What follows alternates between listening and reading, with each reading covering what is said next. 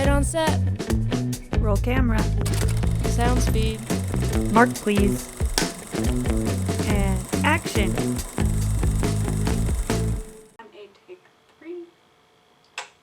Welcome back to Students in Focus. I'm Katie, a student producer at UEN TV. In this show, we focus on student work from all over the state of Utah. Our first feature is by Apollo, a student at SpyHop Productions. SpyHop is a nonprofit organization that offers hands-on project-based learning for students across the state of Utah. Behind the Knife is a deep dive into the life of those who have made a career serving and making the most amazing food.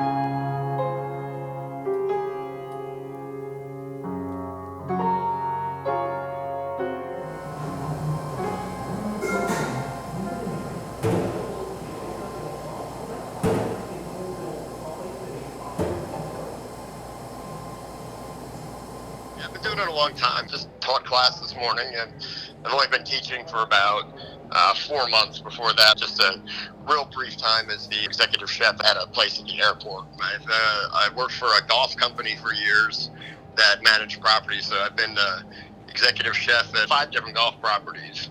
And before that, I went to school in New York, grew up in New York, and went to culinary school there, and somehow ended up on the West Coast. But I like it. I like it out here a lot. I was 14 years old, and there was this bar and grill kind of close to where I lived, and I used to mow their yard and stuff, and then I'd wash dishes. But I always paid attention to what was going on in the kitchen, and it wasn't a very big place by any means, but I'd always watch what the owner, who was the chef, was doing, and then I just started stepping in for him. I remember my first plate that I ever did, and it was just like a New York strip grilled with potatoes and stuff. Real simple, but I still remember it today. It was my first executive chef job, but it was a resort that had 3 restaurants, a large banquet facility. They did close to $8 million a year in food revenue alone, and I got hired on to run one of the restaurants. And in my first 6 months there, the executive chef had left, his sous chef left, and I was left holding the reins pretty much, and I ran it for about 3 years, and I was a year and a half out of culinary school, way too young to have that much responsibility. But the key thing was, made a lot of mistakes, but learn from them. That's the key, not just in the chef world, but just in life in general. I mean, you're going to make mistakes, but it's important to be able to change your trajectory, especially when it comes to food. Figure out what you did wrong and be better next time. Things that I always think makes me marketable to a variety of places. I've always had good fiscal responsibility. I've made revenues for a lot of places, and that's super important. You got to be good with numbers, and I'm a good numbers chef, and I'm a good PR person. I like to make myself marketable in those ways.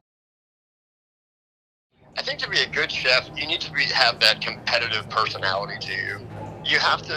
I think the most important thing is, you have to have a good life outside of work. Don't lose your sight of what's important. If you have kids, play with your kids. Make sure you have time to do a lot of things that you can do. But when you put on the chef coat and you go into work, you got to be committed. You really do. And you got to be tough. And you've got to be able to want to be better every day.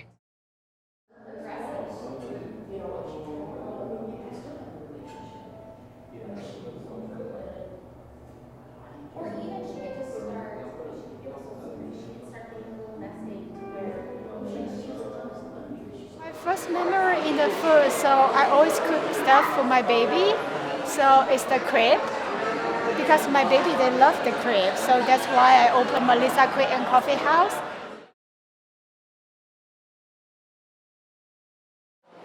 Running a restaurant is very hard. You see, you need to pay a rent, you need to pay food costs, you need to pay the fee for people working, and you need to pay lecture or something. And then if you don't have enough customer, and if you don't make your customer happy, they go away. Then you didn't make any money, but you're still doing that every day. So my husband, he is a sushi chef before, and he said because the place he's working is very expensive sushi. So one day he tell me, he say, I want everyone afford the sushi, So he put like 50% sushi on his restaurant. So, but we want people, everyone can afford it. So, and they can take because our sushi, I think it's good. So my advice is you need to keep doing that. Sometimes we feel tired, and sometimes maybe something happened, we want to give up. But we always try to achieve our goal. Yeah, just don't give up. Just do something you want to do, and then one day you will see you will be successful.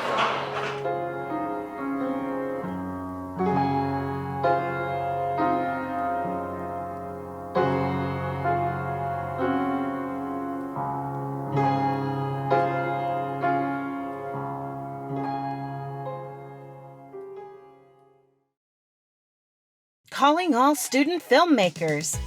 The Utah Film Center and the Utah Education Network have teamed up to bring you the second annual Tumbleweeds Kids Film Competition. Join us for a week full of student film screenings, panel discussions, workshops, speakers, and more. If you would like a chance for your film to be featured at the festival, and you're a Utah student in kindergarten through 8th grade, create a short film, 5 minutes or less, about any topic that interests you. Submissions must be received by March 1st, 2024. Prizes and awards will be announced at the Tumbleweeds Film Festival on April 19th. At the Viridian Event Center in West Jordan. For more information, a full list of contest rules, and a schedule of festival events, visit tumbleweedskids.org/film-competition. We can't wait to see you on the red carpet.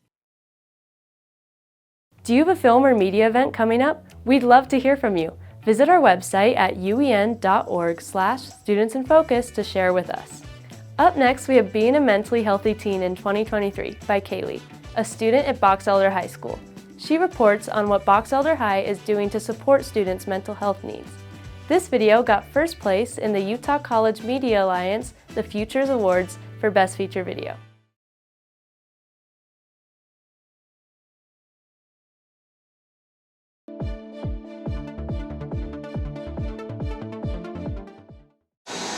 After 2019, we have suffered a stream of events, including natural disasters, lockdowns, and shaky politics.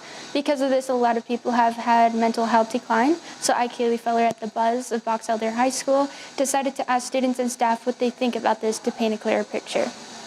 My name is Dave Smith. I am a school counselor at Box Elder High School. Mental health is just our ability to cope and deal with life's stressors and do so in a positive, constructive way. So on a regular day, I will probably see 2 or 3 students in regards to mental health questions, whether it's anxiety, depression, concerns with peers, things of that nature. But yeah, I'll usually see 2 or 3, and I think that's about the same number that my colleagues will see at the high school. Students and staff have claimed to see more anxiety than any other mental health disorder this school year. Anxiety is a big one I see a lot. A lot of my friends I know, they listen to music or put their head down for a while, just be in their own space for as long as they need. It can make them feel not motivated to do anything. They could not be as productive as they probably should be in class. A lot of kids, they work after school or before school, and it's just emotionally draining for them. First person to get it, go ahead and tell us the definition. There's help all over the place. They just have to ask the question. They can go to a trusted adult, and typically here at school, any teacher is a good person, any administrator, any adult in the school would be a great person to begin with. We also have a licensed clinical social worker here on staff at Box Elder High School who is available and ready to help students that are struggling. I'm Kaili Feller. I'm with Box Elder High School, and I'll see you next time.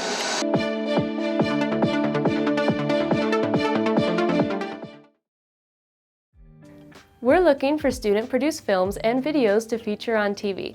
Learn more at uen.org/studentsinfocus to have your production considered for Students in Focus. Well-trained journalists are important to democracy. I'm Dr. Jean Norman, journalism professor at Weber State University and a founder of the Utah College Media Alliance, and we believe in the power of good journalism. A partnership of student media organizations at Utah's universities and colleges, the Alliance promotes student media and journalism at the high school and college levels. We share resources and provide training through annual media symposiums and the Future of Journalism High School Media Awards. Would you like to learn more? Find us at utahcollegemedia.org. Next up is Human Body by Grace, a student from Spy Hop Productions. It was created in the Watch This class, which falls under the documentary arts.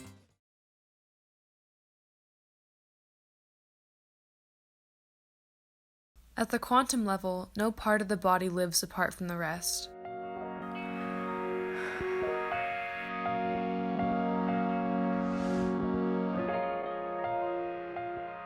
There are no wires holding together the molecules of our arteries.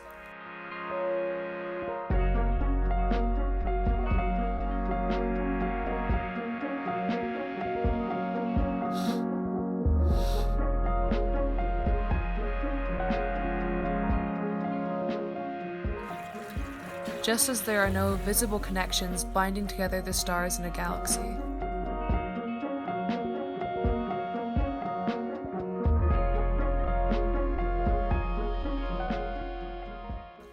Yet arteries and galaxies are both securely held together in a seamless, perfect design.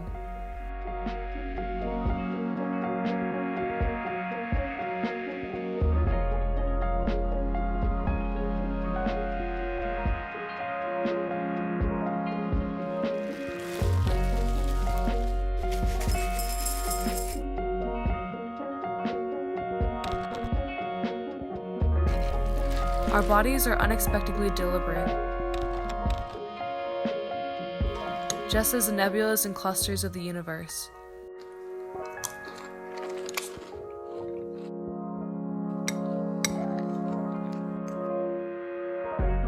When we live, it is because every fiber of our being wants to.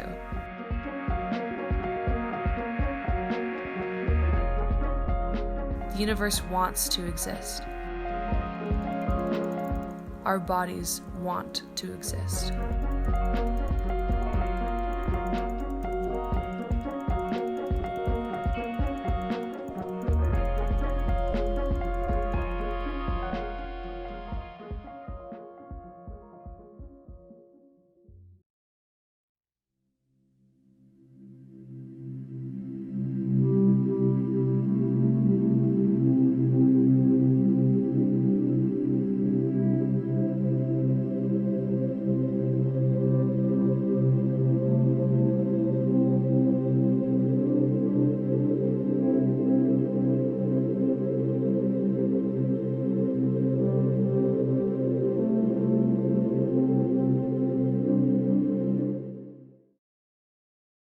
Next is a special highlight by Emma, another student from Box Elder High School.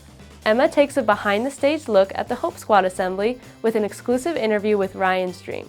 This video placed third in last year's Utah College Media Alliance The Futures Awards for Best Feature Video.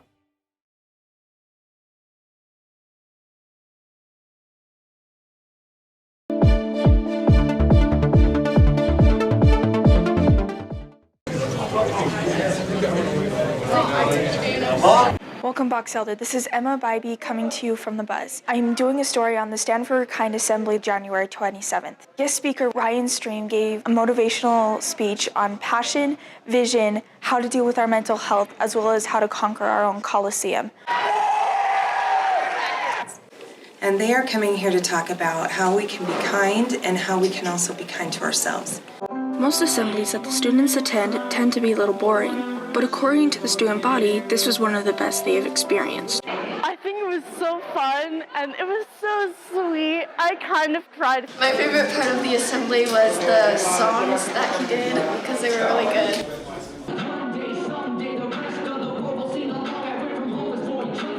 I thought the music was really good. I was surprised that how good he rapped, honestly.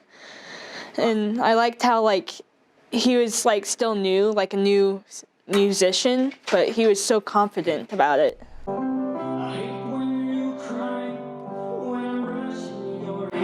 From foster homes to homeless shelters, his parents in and out of jail, serving in Afghanistan twice, struggling with mental health issues, Ryan Stream lived a hard life, but he found a way to escape that through music.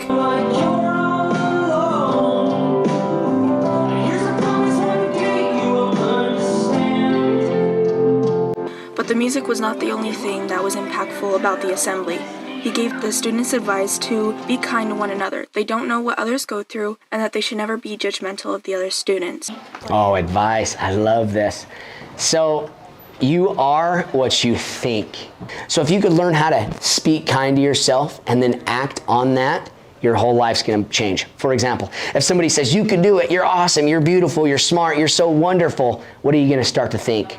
Wow, I am awesome. Oh my gosh, I am beautiful. But if somebody says, you're so dumb, you're so ugly, nobody likes you, and you start to listen to those things, or the music that a lot of people listen to that's just not good for you, what do you think's gonna happen? You're gonna start to believe those things. But if you listen to uplifting stuff, if you read positive stuff, it's called words of affirmation. They talk to themselves nice. That's my advice. Man, if you tell yourself you're a hero, you're gonna start believing it, you know? This is Emma Bybee, Buzz Reporter, signing off.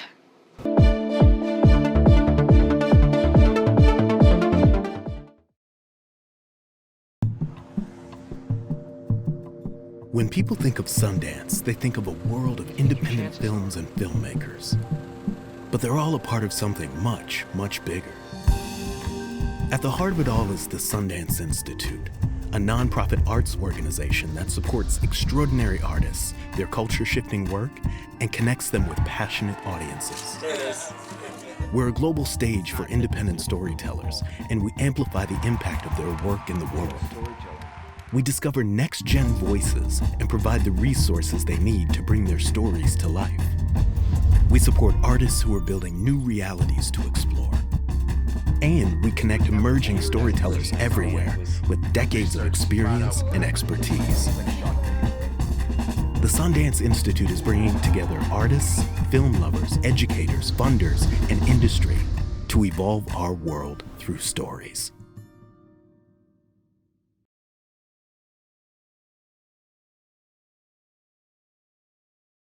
Sentinels, we need you to stay safe at school. Here's a video from our admins. Yeah, man. Yeah, I know. Yeah.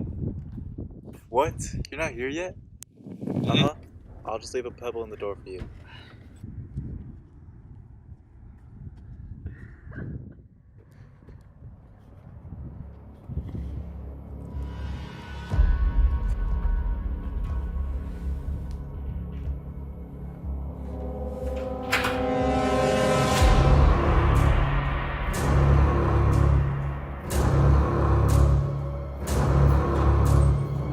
Oh, you're already here? Hey man, what are you doing? Relax.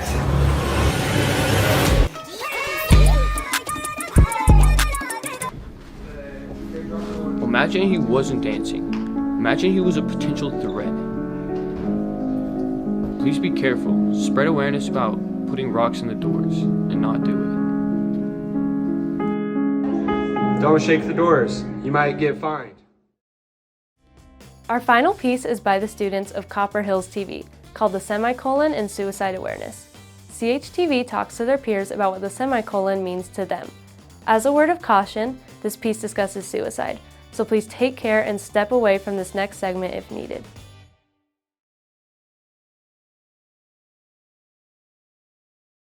We have a story from the Suicide Awareness panel.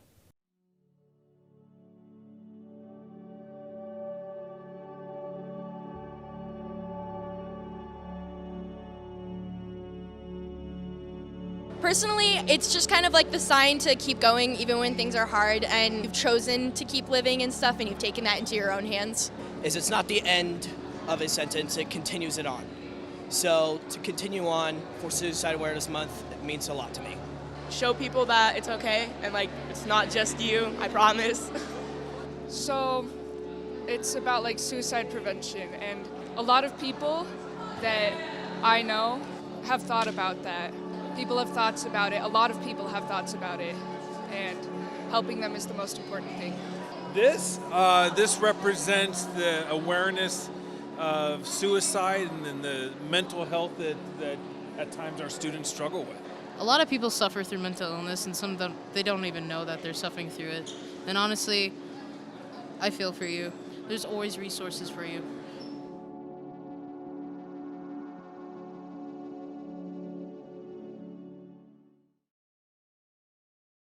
Utah students can reach out for support by using the Safe UT app by visiting safeut.org.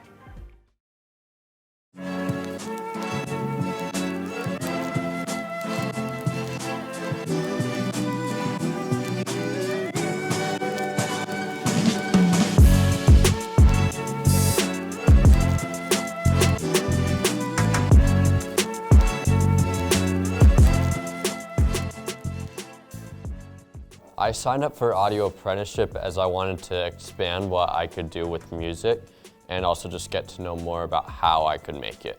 I signed up because I really want to do audio as a career, and this is just kind of helping further my knowledge. I heard animation and free class. There's this really cool place called Spy Hop, and I kind of fell in love with it. Some of the first skills I learned was how to use your voice. As well as like how lighting works, how to build a camera and stuff like that. I've learned to empathize with the audience more, which has helped me to draw more people in so they'd be more willing to see what something's about. I feel like you learn a lot more than you do in like you would in a college class because you get hands-on experience in everything that you're doing. It's a really good environment. It's a very good community. I feel like self-expression is like really empowered here. You're not scared to be who you are around people. The environment is so great.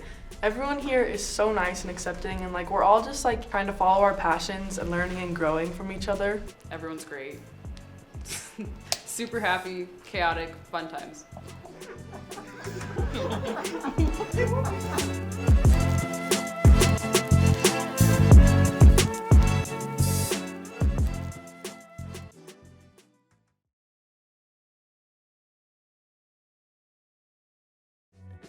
Thanks for joining us for another episode of Students in Focus. Be sure to tune in next time and check out past episodes of the show on our YouTube channel or the website below.